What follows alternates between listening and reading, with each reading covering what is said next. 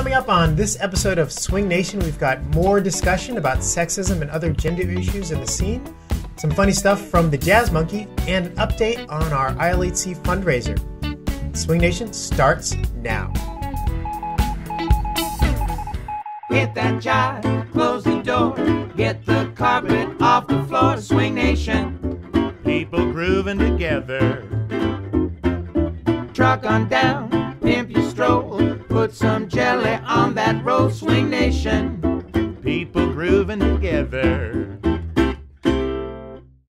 Thanks. Well, we're on. What? Hi, everybody. Hey, welcome to Swing Nation for June.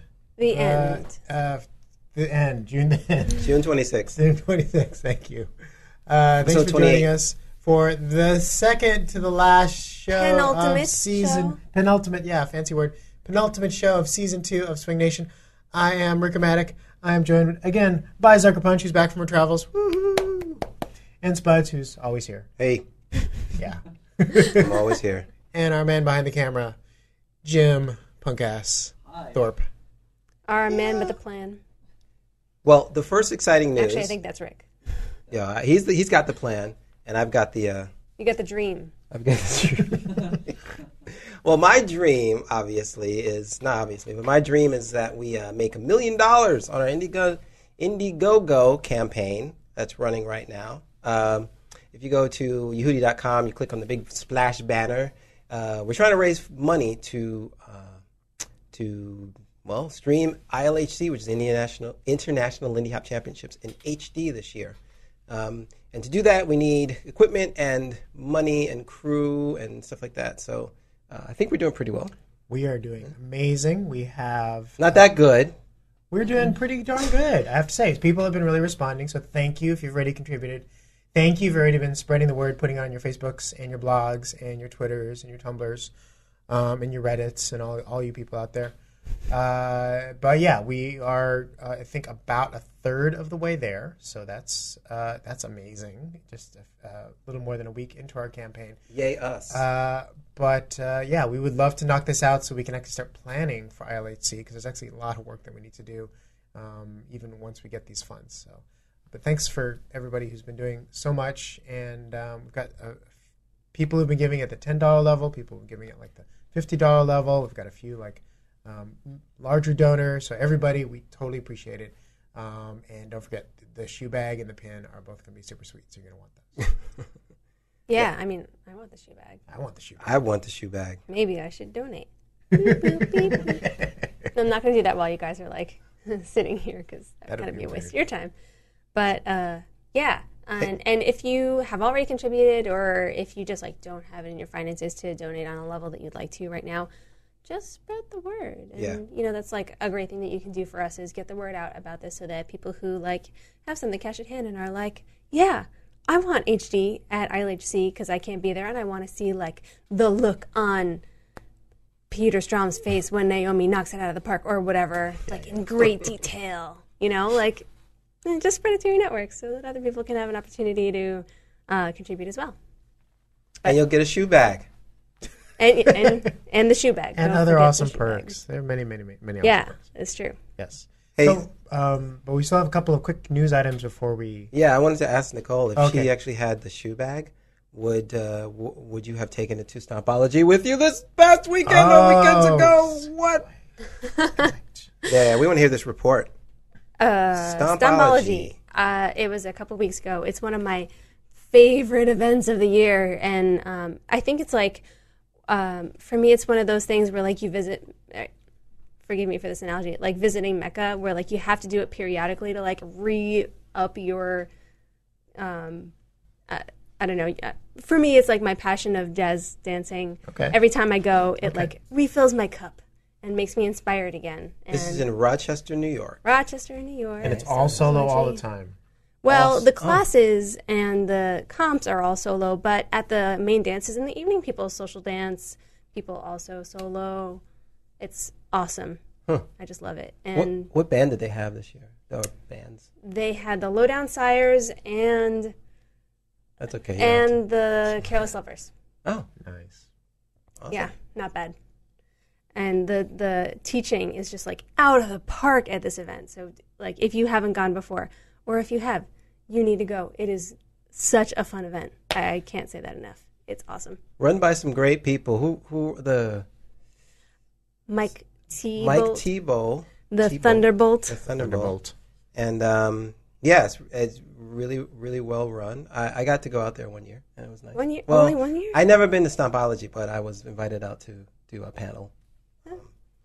Yeah. And so Mike Tebow is the dude who owns the Lindy compound out there too. It's his house, and he has a dance room in there, and so he like hosts the late nights at his place, which is something that I feel like most events don't really do anymore. Like it used to be a thing with like exchanges where people would host part of it at their place, like either for a barbecue or whatever. But he still does it, and I feel like that's part of what makes this event still have this like great family feeling about it. It's like everyone comes together, squishes into his house. I mean, his house is big, but when you fit like 150 people in anyone's house, it's going to get a little crowded. And it's just like everyone comes together and does their late night Whose dancing. house? Mike's house. Okay. Don't look at me like no. Okay. Anyway, it's awesome, and it was awesome this year, and everyone should go. So I, of course, am dying to know about this other amazing event that happened, the All Balboa weekend, where there was All Balboa. All Balboa, all the time, except for Sunday night, where like at like midnight or so, those of us who Lindy Hop start like feeling it in the heels, and you're just like, oh my God, I just really want to swing out. And so we do, but we wait until Sunday night. Wow. That's the thing. If you go to All Bal and you're a Lindy Hopper predominantly, you can't just swing out on Thursday. Like that's not cool. You have to wait until Sunday night, and then you've earned it. You've earned it with your blood that's in your shoes, and also your sweat, which you haven't done all weekend because it's Balboa and you don't have to sweat that much, and maybe some tears because of the lack of swing outs. But you have to wait for it. You have to earn it. All Bal was awesome. All Balboa weekend in Cleveland, Ohio, run by Valerie Salstrom and friends. Yep. And we had Valerie on the show a little while ago, and she's great. She's actually she brings the kids out. You call them the kids out to ILHC for the competitions in the juniors division. But yeah, so our little traveler here is junior busy. bal dancers. I don't think so. They all seem to be like grown up bal dancers. Oh my God, though. So I think that All Bal is like one of the few events that still does the videos, the competition videos and everything just on the DVD. I don't think they put them up on YouTube or anything. So you would have to. They release some of the videos online, like you can see them on their websites from last year. They have like a couple of them, but I think it was the Open Strictly Finals, and Open is like the high level at All Bal, which has like instructor level people in it as well as normal people who just can't compete in amateur anymore. But oh God, that's gonna be me next year. Anyway, so Jeremy Keat and Jeremy Keat, awesome. Jeremy Oth and Laura Keat, Yes. killed it in this Strictly. They were just, oh my God, they're amazing. So I hope that is one of the videos that they make available on their website for everyone to see, because oh my God, you have to see it. There aren't too many videos They were up, but amazing. we're eagerly awaiting that. Cool. Me too. Two So- events I need to go to. Yeah, so there's like two levels of competition there. There's amateur and there's open. And once you win amateur, you can't compete in amateur anymore. Right. And so like I missed the award ceremony on Sunday because I was like finishing up dinner and running back, and I just missed it by like 2 minutes. The first thing I hear from like 8 different people is like, haha, you have to compete in open now. And I was like, what? They were like, oh, you won amateur. You can't be an amateur anymore. you and your partner, Patrick Wall, representing Kapow. Northern California. Nice. She's got a stack of awards. It's just going to be, his head's going to get too big to fit in the studio. It's a small studio, though, so pretty much anybody's head can't fit in here. But congratulations. Thanks. Terrific. But that is literally the first thing that I heard from everyone. Like, Nell Cherry came out to me and she was like, because this happened to her a few years ago, apparently, where she was like, she and Adam Speen, who are amazing Balboa dancers, won the amateur, and then they were just like, shit, now I'm stuck Yep. in Yeah, you get open pushed into with, the like, big pond. the Nick Williams and the Kellys and the Mickeys, and it was just, Yeah, they ain't that good. They get okay on the weekends. anyway, it's a cool event. So speaking of other cool events that recently wrapped up, we wanted to congratulate again the Brooklyn Bombshell Review for killing it at the Mermaid Parade, which was Did they, saved this year because of this amazing Kickstarter campaign that we reported about earlier. So there was the Mermaid Parade did actually happen last weekend, and the Brooklyn Bombshell Review, which is organized by two awesome Yehoodites, Heather Flock and Misbehave. Amy Jacobus put together, again, an amazing routine, and again, they won. The Are you Judges' Choice serious? So that makes the Kickstarter totally worthwhile, because the point was have Right. a Kickstarter so that they Exactly. can win again. Congratulations, guys. So amazing job. Congrats to all the dancers who were there. I saw a couple of videos. Once we kind of collect those, maybe we'll show them at some point in the future. But Did they spend all the money? I mean, how much is left of the $100,000? I don't know. Also, Can how I get some? much did they spend on sequins? Like, you got to pay your lot. sequin It's a lot. bills. These things are expensive. 97,000. It's true. Yeah. So, good job, you guys. Yeah. I am dying that I couldn't be there. So. Literally, he's got the plague. Just so you know. It's painful. You don't know how amazing it is. But I know that your ears were burning because we were talking about an issue that is very near to your heart. We were talking about gender and sexism issues related to Lindy Hop. Yeah. And we wanted to come back to this topic because we obviously aren't done talking about it. I feel like we should have a previously on SwingNation. Previously on SwingNation. Yeah, we should. So. No, I don't want to do that kind of work. I mean, if you just, like, take it from, like, Giles' voice in Buffy the Vampire Slayer. Previously on, and then just insert, like, your voice going, like, Buffy, or SwingNation instead of Buffy the Vampire Slayer. And it would be perfect. You know, because he's got all this time. Yeah, like, what's one more thing, right? Right? Well, yeah. So there's a lot going on still with the issues of sexism in our dance. And I think one of the hotly contested items is the marrying of our terminology to our gender. Yes, one of a few issues, is the way that we talk about things. Because the way that we frame our words is also the way that we structure our own brains. Mm-hmm. Like, the way that we talk about colors dictates the way that we perceive them. So, and it also works the same way for gender. So when people say, like, oh, it's too much work to remember to say leads and follows instead of men and women, I say bullshit. It's a worthwhile thing to do. Because you're shaping the future of your dance. Like, why would you want to trap people in roles that they aren't comfortable with, or make people feel less because they're doing the wrong role because you're using words that don't apply to them? I feel like we want this to be, like, a really inclusive and friendly scene. And in order to do that, we kind of have to be inclusive in our language, right? And we have these words for lead and follow. Why would we not use them? Well, let me find. I want to bring this up on the whatever that thing is that you guys look at when we look at on the screen here. On the magic thingy. On the magic window, we have a. This is the which blog is this?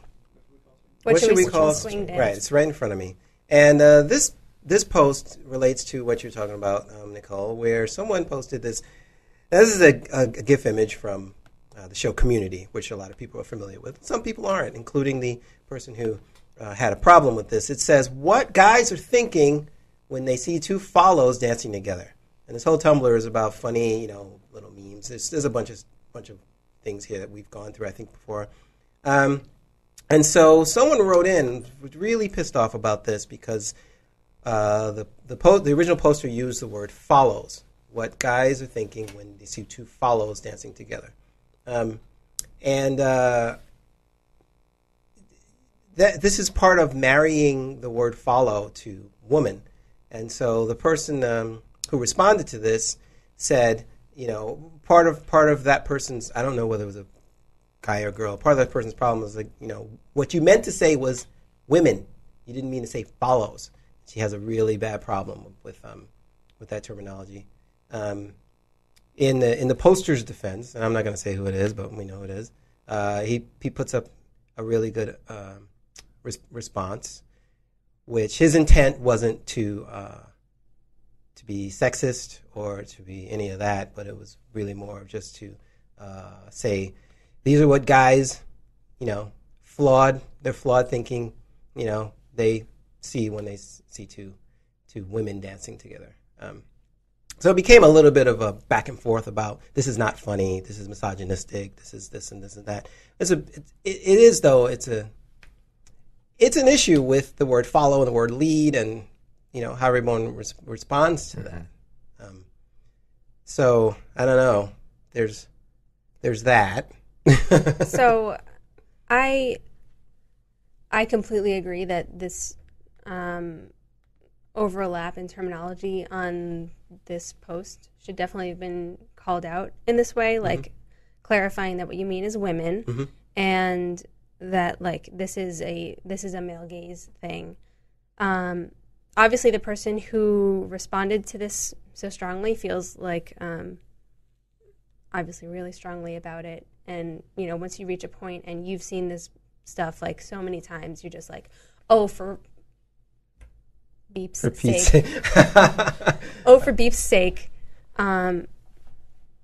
fix this right now. And I thought that the woman who runs what should we call swing dance, had a really good response to it. And so it's nice to see that when people are really vehement about we need to fix this stuff, and then people who are responsible for posting these content are you are totally right, and let me also bring you some information that you didn't have before.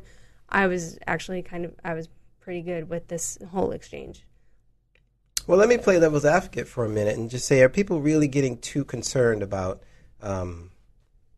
this? Is it really something that's ultimately going to hurt the dance scene? Yes. Well, I think it depends on what you're talking about. I mean, there's a lot of different issues related to gender and Lindy Hop, and if what you're trying to do is make it so that everyone feels like they can sort of choose to do whatever role that they are most comfortable and most interested in doing, they should feel totally free to do that. Yeah, I think that's totally a battle worth fighting. If it's about someone misspeaking one thing and trying to be humorous and possibly misstepping and probably shouldn't be having 30 pages of argument about that issue. But how are we creating opportunities for people to do the dance that they want to do? I think that is a worthwhile argument to have or conversation to have. So I think what Ambidextrous is doing with their blog, this really interesting post on Reddit of a male follower who's talking about, hey, I'm trying to be a really good male follower, but I'm trying to be a good follower. So if other people could help me, because the things I'm having difficulty doing. I think that kind of stuff is really interesting and really helpful. So I think that when we can get beyond sort of you're being a terrible person and you should how do we move beyond that and actually say, okay, well, what's the way forward for the dance? What do we imagine the dance could be in 10 years if there's more opportunities for people to be playing the roles that they want to play? That's the conversation that I'm interested in. And people like Ambidextrous are doing stuff like that. So that, to me, makes me really hopeful. So I get a little worried when people start saying things like, if someone misspeaks, then, don't be a jerk about calling them out about it. The problem is that none of these are isolated incidents. They're all part of a tapestry of gender oppression that we all participate in. I do too. I screw up. And, it's really hard to get entirely out of a box that you've been born and bred in for your entire life. But when you don't take action immediately when you see a problem, then you're just sitting by and letting the tapestry just continue to weave itself in the same pattern that it's always been. Yeah. And I'm not saying you shouldn't call out, even someone saying something offhand that still hits you wrong and say you know what, that didn't feel right to me. That felt a little bit insulting. You should totally say that. But on the other hand, there's also the bigger picture of what are we trying to create as a community, and how do we create a space where we can talk about it. And I think that's happening. I think what I'm seeing in these threads is not people like, well, you're an asshole, you're a dick, whatever.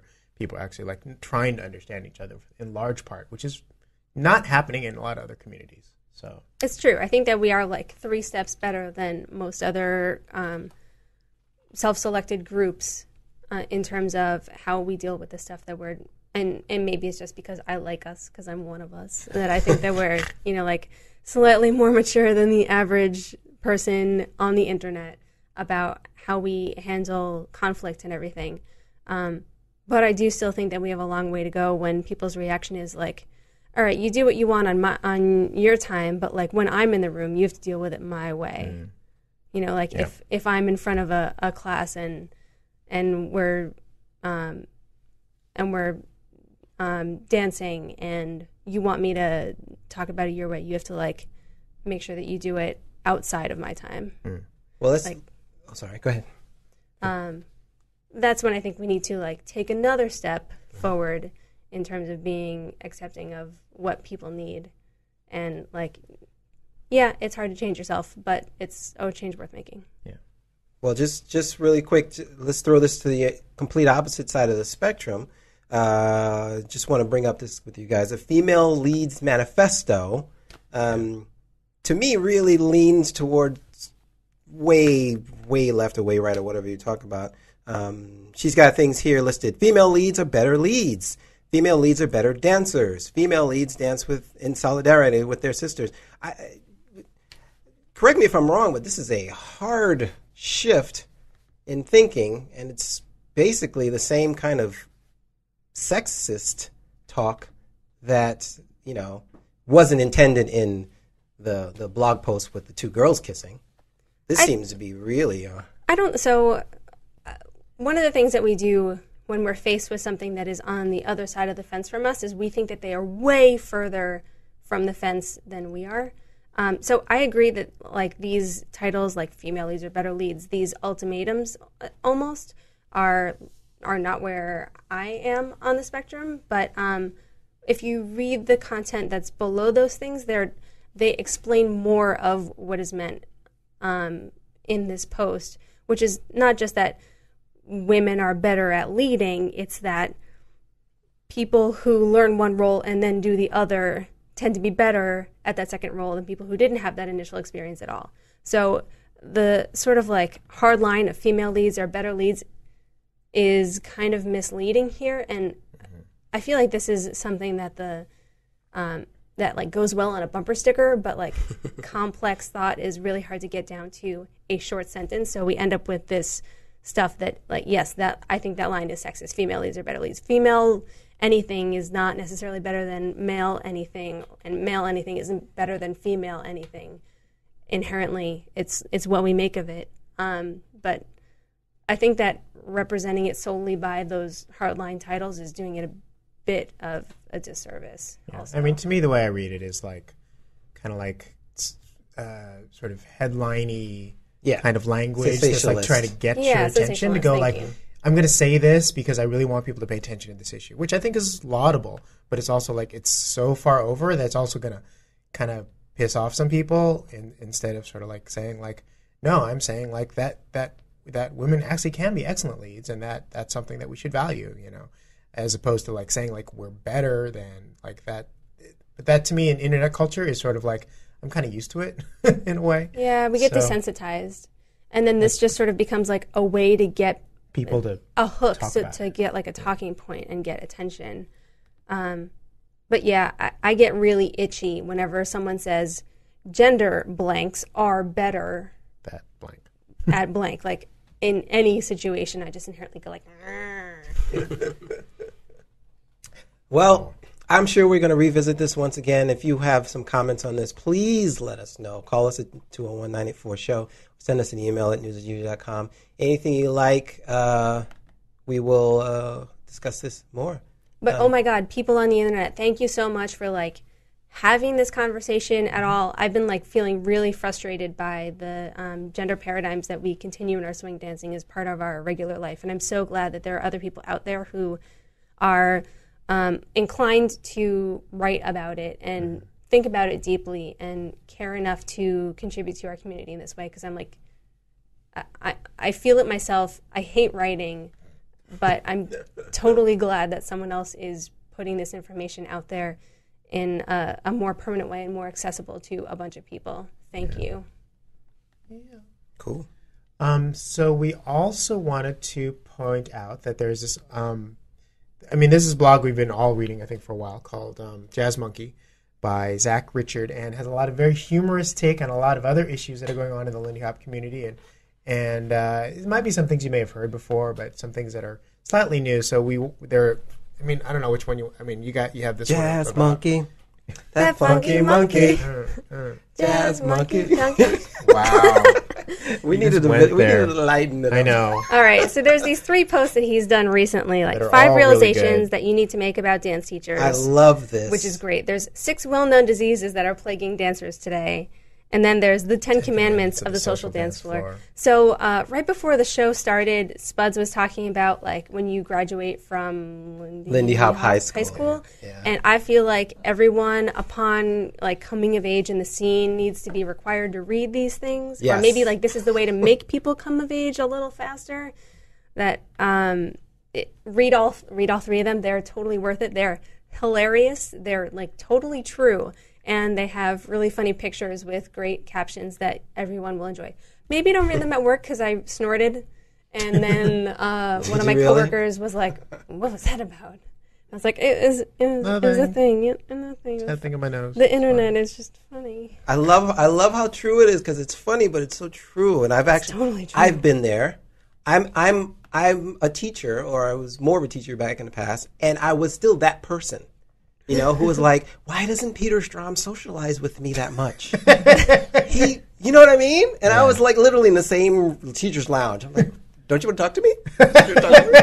Which is hilarious because Peter likes Manu a lot. So it's not just you. All right. So just to give you a taste of some of the stuff that's in here, where Manu was just talking about the one about 5 realizations you need to make about dance teachers. Number 5, they don't belong to you. Really, just look at the pictures. They're so funny. They will socialize with people of their choosing. This is a hard one for everyone to come to terms with, because if you want to be friends with them, you want them to want to be friends with you. But they meet like 1,000 people in a month, and they just don't have enough time or inclination, and that's totally their life. And it's nothing against you, but but it's all about you. And they're doing a job, and it's a great job, but it's still a job. It's a job. Just check them out. Oh, they have shortcomings too. No. Yeah. They're human? I believe. Yeah. Oh my gosh. Blood, bones. Other things as well that we won't discuss here because this is a family show. When did that happen? I guess it just depends on this week, because I decided to bleep myself out instead of curse. Rick goes, what kind of family are you from? Oh, man. So, gosh, do we want to show a little bit of a video? I think we have to do at least a video. Okay. They've been looking at our faces for too long. Yeah. But they love us. I don't know. Maybe we should do... do the first one, right? First one? Sharon? Or you can do that third one, the one that we added late. Yeah. The one we added late? It's kind of long. Why don't we do the first one? Okay. Now that we've decided, now you get to see. Yes. This is Sharon Davis. Yes. Right? And she put together a little burlesque Charleston. What in the world is that? Well, let's start to take a look.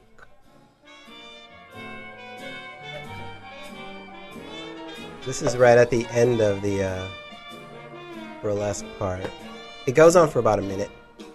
Definitely should watch all of it. And then there's a surprise. You're expecting her to be naked. Okay, I expected her to be naked. I don't see what you expect. I mean, Sharon is a beautiful girl, but I don't think I want to see anyone doing naked Charleston. No. Plus, this is an awesome song, and it's actually a really great use of the fact that After You've Gone has this like slow part and this fast part traditionally. So this makes good use of both in a way that I feel like we don't normally get to do. What is this from? Dance It In There? Rock that swing. Is it Rock That Swing? Probably. Rock That Swing. Yes, it is. I mean, this really shows her versatility as a dancer, that she can both do the slow and the sultry and the fast and the frenetic. And then she just really sells it. Like, she's always... Like, she just gives great, like, stage presence, whatever she's doing. Okay, how much pandering is she doing? I mean, right there with that I'm not the biggest fan of, but like, but her audience is like Lindy Hopper's, so I don't think she's pandering that much. Yeah. She really shines when she's performing, I think. Yeah, and a lot of us sort of lack that in that, you know, our emphasis is social dancing, and so we just end up like doing it for us and our partner, and there maybe isn't that much to look at, although like we feel like it feels great. But Sharon really like shows what she has to offer to the audience there, and that's something that I think that probably most of us need to develop a little better. Yeah. And there's something to be said about burlesque, because that is what burlesque is. It's like it's just you. And you're literally like almost naked, and you have to sell it to an audience who's looking. It's like, I can't think of anything harder to do, and just be incredibly present and be so confident. Like, I mean, I think for everybody, like, that would be like your scariest thing ever. Like, take off your clothes and still be like owning the stage. I mean, people have nightmares about that, right? Like being naked in front of people. Yeah. That vulnerability. It's like really hard. Yeah, I would not be able to do it. I'm cool with it. I'm good with it. I'm okay. I'll do it right now. I don't care. Here we go. Okay. Are we done with the show? Wow. Because I'll just do it. Again, what kind of looks family like we show need is to, this? Sign off. Oh no! Wow! We're out of time. Look at the time. Thanks for watching episode 28 of Swing Nation. Thanks to our host, Cafe Sophie, at 3463 16th Street in San Francisco, serving fine Verve coffee beverages and Silk Road teas and tasty pastries. CafeSophieSF.com.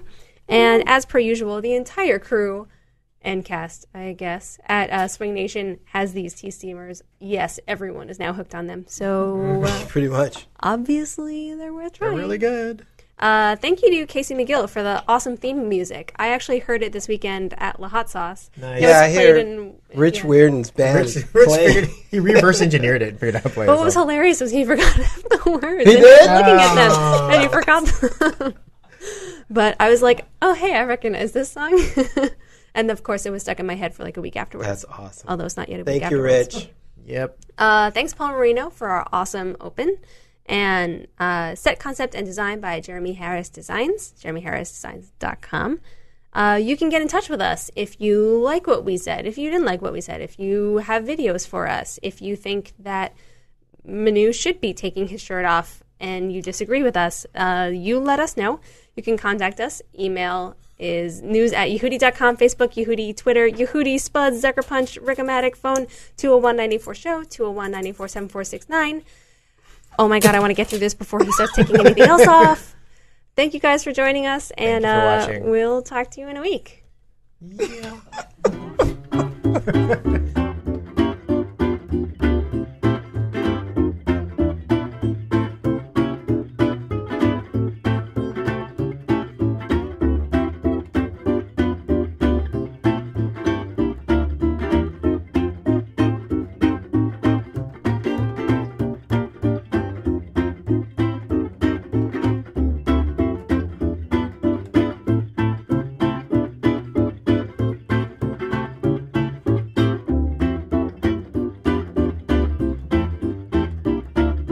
All around the planet, gates are in the groove.